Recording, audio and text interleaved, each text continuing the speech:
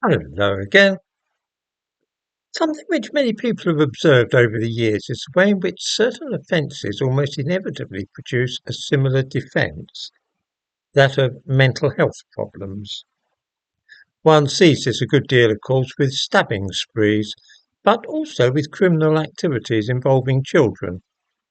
This defence often goes hand in hand with a strange type of amnesia, which causes the victim to forget that he has knifed a bunch of people or interfered with little girls and so on. We saw both features today when Huw Edwards, the former newsreader, successfully evaded a prison sentence.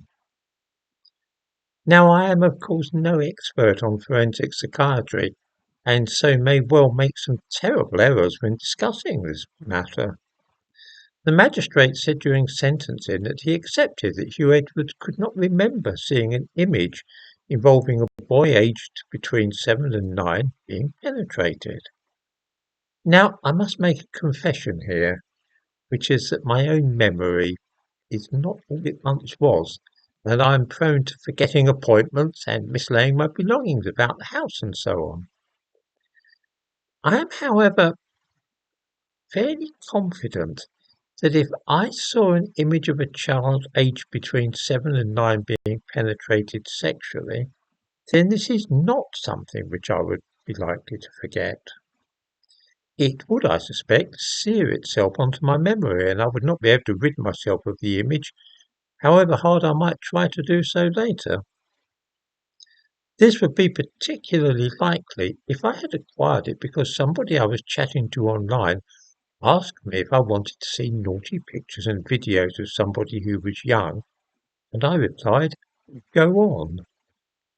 If the same correspondent asked me if I wanted sexual images of a person whose age could be discerned as being between 14 and 16, and I replied, "Yes, kiss, kiss, kiss," then I would be apt to remember that as well.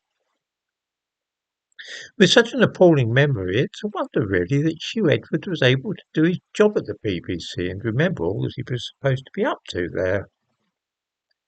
I don't know what kind of mental health problem might cause these symptoms, any more than I know what syndrome causes men to go berserk with knives in the street, but there is no doubt that such defences come in very handy on occasion.